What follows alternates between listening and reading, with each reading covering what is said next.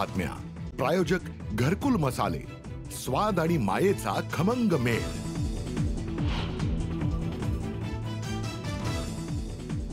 प्रीती संगमावर अजित पवार आणि रोहित पवार भेट. रोहित पवारांचा अजितदादांना वाकून नमस्कार. तर थोडक्यात वाचला माझी सभा झाली असती तर काय झालं असतं? अजित पवारांचा मुश्किल टोला.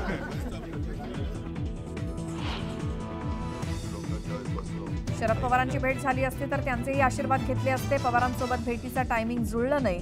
प्रीती संगमावर रोहित पवार आणि अजितदादांच्या भेटीवरून उपस्थित प्रश्नावर दादांचं भाष्य. महायुतीच्या मंत्रिमंडळाचा फॉर्म्युला ठरला. भाजपला 23 ते 26, शिवसेनेला 9 ते 11, तर राष्ट्रवादीला 8 ते 9 मंत्रिपदं मिळणार. यंदाही शिंदेंनीच मुख्यमंत्री व्हावं, शिवसेनेच्या आमदारांचा बैठकीत सूर. महायुतीत वितुष्ट येईल किंवा असं कुठलंही वक्तव्य कुणीही करू नये, शिंदेंच्या आमदारांना सूचना. महायुतीच्या नेत्यांची दिल्लीत बैठक होण्याची शक्यता. नव्या सरकारमध्ये 1 मुख्यमंत्री आणि 2 उपमुख्यमंत्री फॉर्म्युला ठरल्याची सूत्रांची माहिती. नव्या आमदारांचा शपथविधी 27 किंवा 28 नोव्हेंबरला होण्याची शक्यता. विधिमंडळ सचिवालयाकडून तयारीला वेग.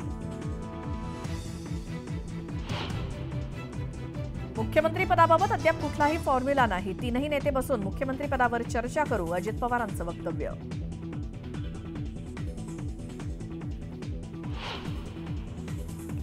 नागपुरात देवेंद्र फडणवीसांचे भावी मुख्यमंत्री म्हणून लागले बॅनर. नागपूरच्या धरमपेठ परिसरात उत्साही कार्यकर्त्यांकडून बॅनरबाजी.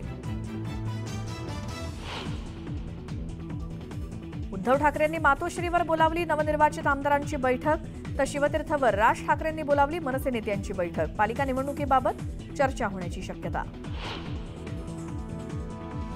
आजपासून संसदेचं हिवाळी अधिवेशन. विरोधक सरकारची कोंडी करण्याच्या तयारीत. अधिवेशनात 16 विधेयकं मांडणार. दूध खरेदीच्या दरात 3 रुपयांची कपात. कोल्हापूर सांगलीतील दूध संघाचा निर्णय. गुरुवारपासून निर्णयाची अंमलबजावणी होणार.